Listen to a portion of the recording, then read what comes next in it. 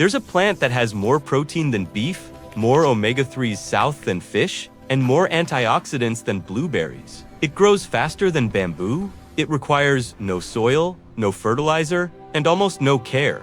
And it doubles its biomass every 48 hours. 48 hours? Think about that. You could start with one handful and have enough to feed a family in 2 weeks. In a month, you could feed a neighborhood. In 2 months, theoretically, you could produce more protein than a cattle ranch without a single acre of pasture. Without a ton of feed, without any of the environmental destruction that comes with livestock. NASA studied it for space missions. The United Nations calls it a potential solution to world hunger.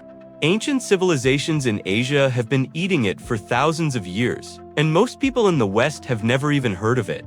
Those who have usually think of it as pond scum, a nuisance, something you clear off your lake. This is the story of duckweed, the fastest growing plant on Earth. The tiny floating vegetable that could revolutionize how we produce food. Because what I'm about to show you challenges everything we've been taught about protein, about farming, and about what it takes to feed humanity.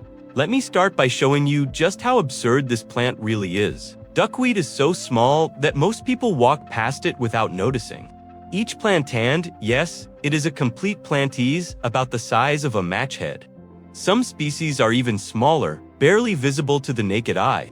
It floats on the surface of still water, ponds, lakes, slow-moving streams, even ditches and puddles.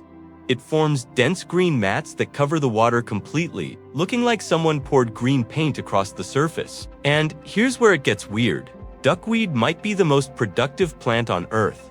Under ideal conditions, duckweed can double its mass every 16 to 48 hours. Let's use the conservative estimate 48 hours, 2 days. Start with 1 gram of duckweed. In 2 days, you have 2 grams. 2 more days, 4 grams. 2 more days, 8 grams. That doesn't sound impressive yet, but this is exponential growth. And exponential growth gets crazy fast. After 1 month, 15 doubling cycles, that 1 gram becomes over 32 kilograms, over 70 pounds. From 1 gram after 2 months, you'd theoretically have over 1 million kilograms. Over 1,000 tons.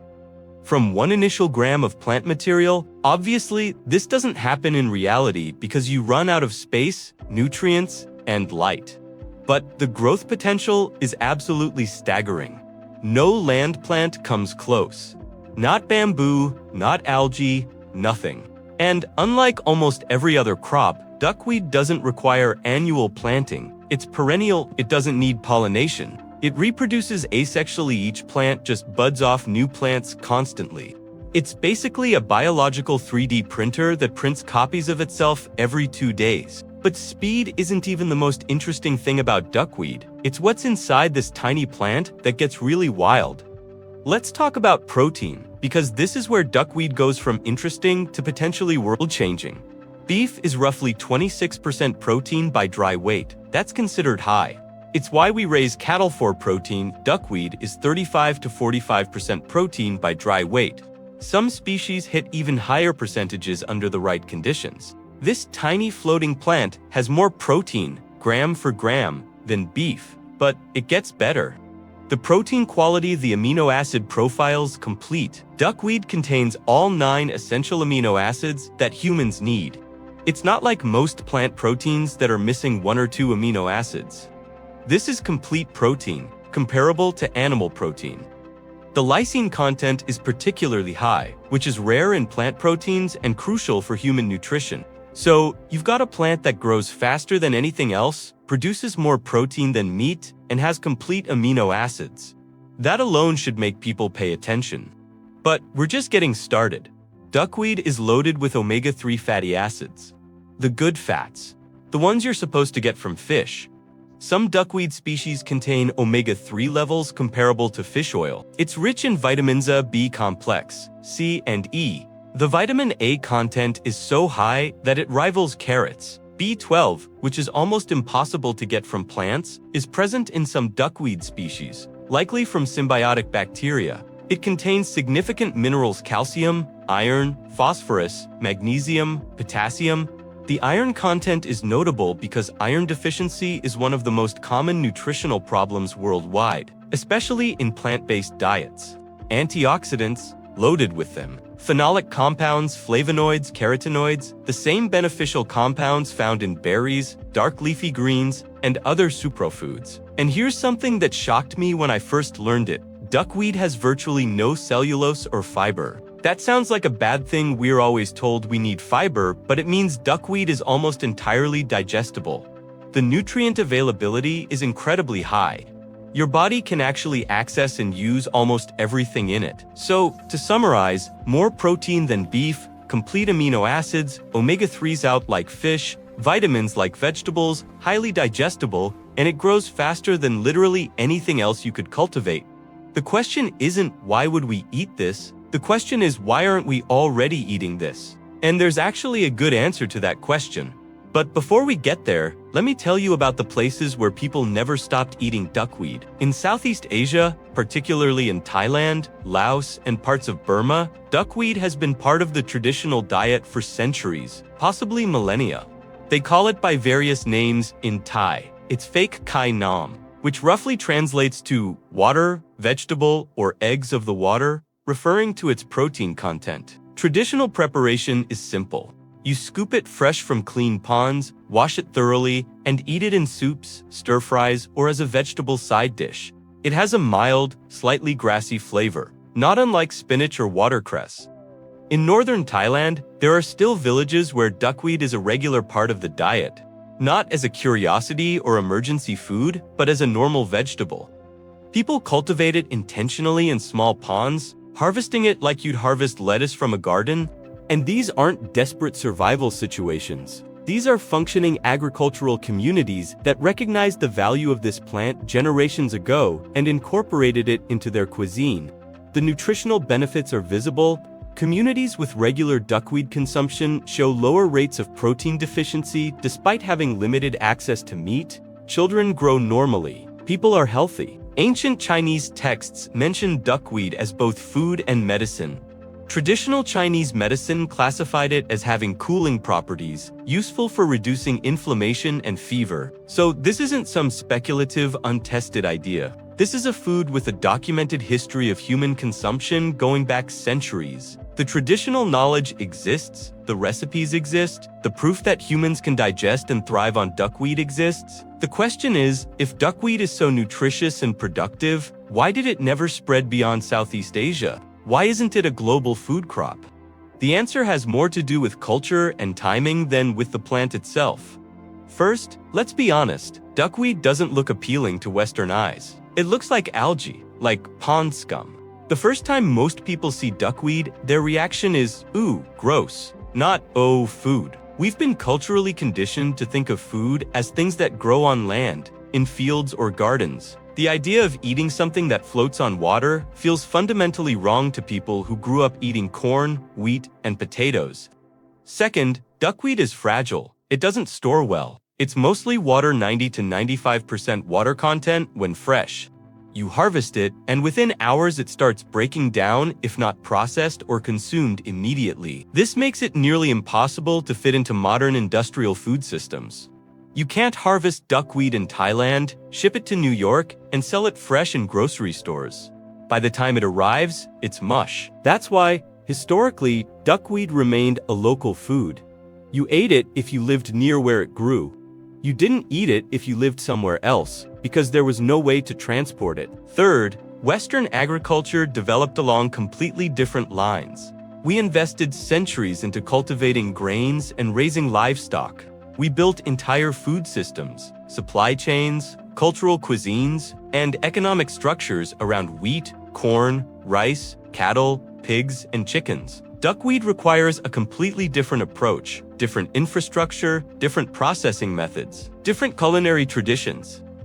For industrial agriculture to adopt duckweed would require massive systemic change.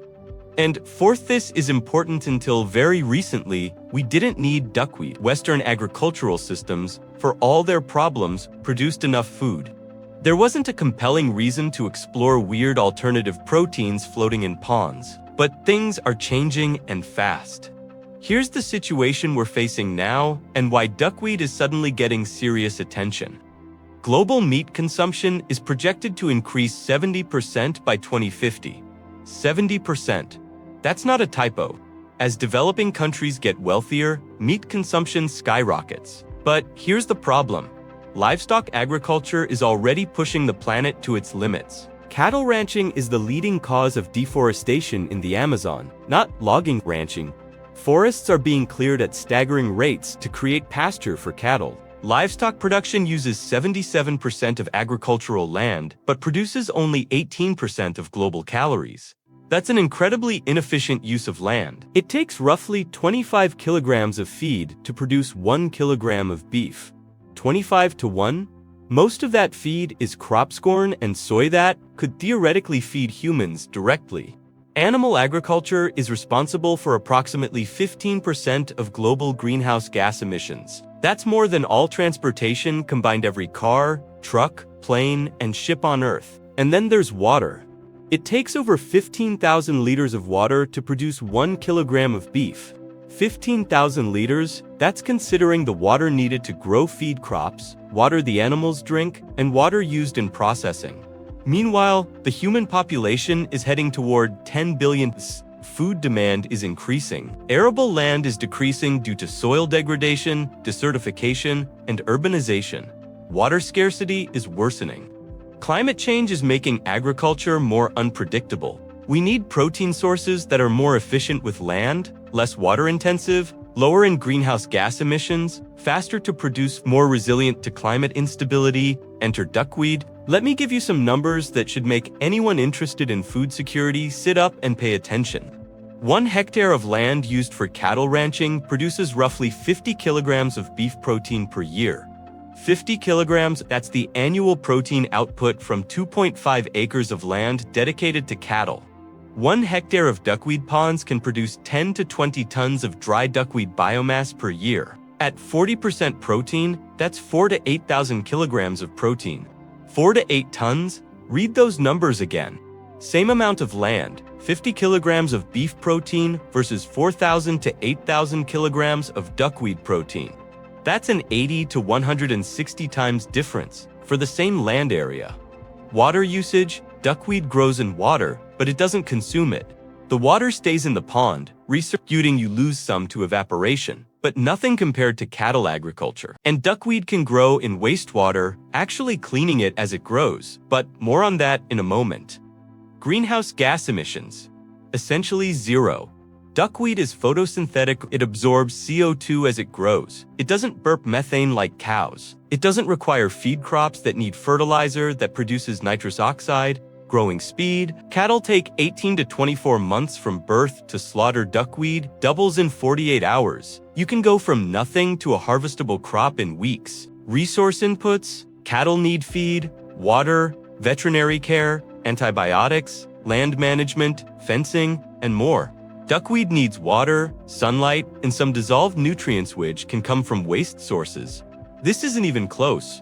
From a pure resource efficiency standpoint, duckweed is in a different league. NASA looked at duckweed for space missions for exactly this reason. In a closed-loop space habitat, you need food production systems that are incredibly efficient with inputs. Duckweed checked every box. The United Nations FAO has multiple reports calling duckweed a potential solution for food security in developing nations. Companies are now investing serious money into developing duckweed as a food source, not as a niche health food for hippies, but as a mainstream protein ingredient. So why aren't we there yet? What's stopping duckweed from being the next big food revolution? So here's my challenge to you I mean this seriously. Find some duckweed. It's not hard. Order it online. Get it from a pond. Find someone who grows it. Start a small container system. 1 kiddie pool, 1 plastic tub. Just try it. Watch it grow. Watch how fast it multiplies. Harvest some, dry it if you want to store it. Try eating a little in a smoothie, in soup, however you want. You might hate it, that's fine, but you'll have learned something. You'll have direct experience with a plant that could play a role in feeding humanity's future. Or you might discover that it's actually not that bad, that it's interesting, that it's kind of amazing to watch something double every 2 days. That having a self-sustaining protein source growing in your backyard with almost zero effort is pretty cool. And if enough people have that experience, if enough people shift their thinking from pond scum, gross, to tiny floating protein factory, interesting, then maybe we start building the infrastructure and cultural acceptance needed to use duckweed at scale. Because here's the thing about food revolutions, they don't happen because governments mandate them or corporations decide them. They happen because individuals start doing something different and it spreads. Tomatoes were considered poisonous in Europe for centuries. Now, they're everywhere. Sushi was weird and exotic in America 40 years ago. Now, it's mainstream. Quinoa was an obscure Andean grain. Now, it's in every grocery store. Cultural food norms change faster than you think, and they change because people try new things and share their experiences. Duckweed could be the next shift, or it could remain a curiosity, a footnote in books about alternative proteins. The outcome depends on what we do next. I started this video by telling you about a plant that has more protein than beef and doubles every 48 hours. That's true. That's not hype or exaggeration. That's just biology. What we do with that biological fact is up to us. We can ignore it, continue with food systems that are increasingly unsustainable, and hope technology solves our problems in some other way. Or we can get curious. We can experiment. We can learn from cultures that figured this out centuries ago. We can adapt their knowledge to modern contexts. We can look at a pond covered in green and see not scum, but potential. Not waste, but abundance. Not something to clear away, but something to cultivate. That shift in perspective, that willingness to see value in the overlooked is what separates sustainable cultures from ones that exhaust their resources.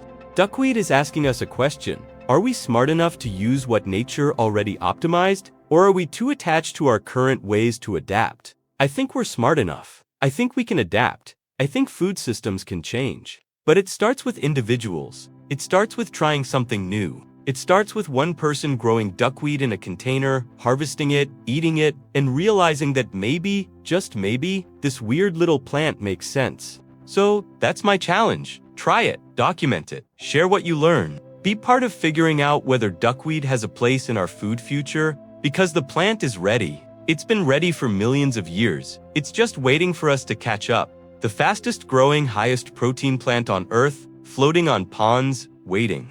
Maybe it's time we paid attention.